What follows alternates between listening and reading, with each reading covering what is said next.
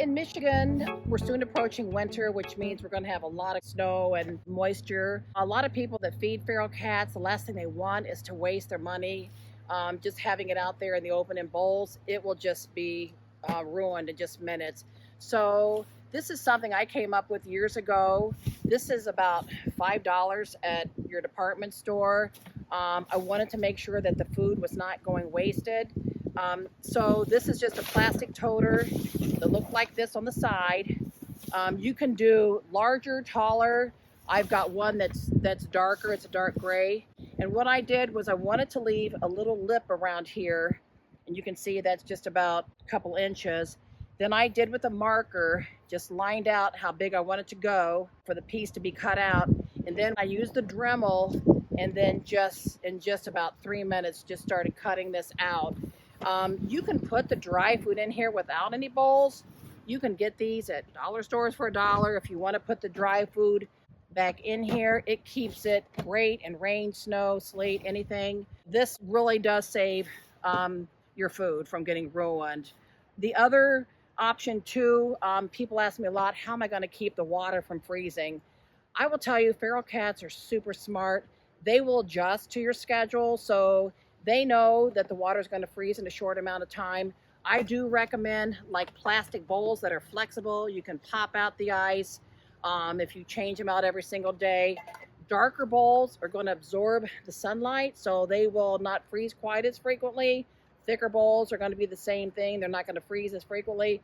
Also, I place my water bowls where I think the sun's going to hit during the daytime.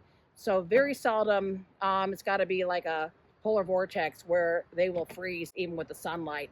Also with your bowls for your water, please don't use stainless during the winter. These will ice up quickly. So will the perimeter of the bowl, and literally the cat's tongue can freeze right to the stainless. So stay away from these. If you can think thicker bowls and darker bowls and placing them in the sunlight, that's going to be best. If your cats are coming to feed right away, you can add wet food because that has a lot of moisture to the diet. If they're right there feeding, you can even drizzle a little bit of water over the wet food. They'll get that extra moisture that way too. I visit my feral cats twice a day, early in the morning and then later on in the afternoon. I run a very strict colony. I take my water bowls home every day.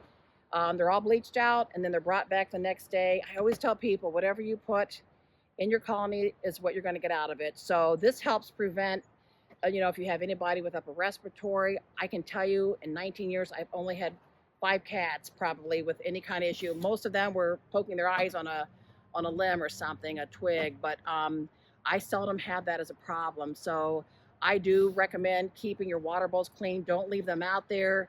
They can get really nasty and you don't know, sludge gets in there, but keep them sterile, and keep a clean feeding station. And also, if you're doing a feeding station and there's a business that's okay with you doing this, you don't want to do too much. I tell people, if you have a way to keep your feeding station quite natural during the months where you don't maybe need this, you can use pavers, put the food on pavers. If you have flat rocks, bring that into there. It looks like part of the setting that's just natural, but you don't want to trash it up with big bowls that are hot pink and everything else, because then they start getting complaints. But you can do this right and not make it such an eyesore for the community or the business that's letting you do this.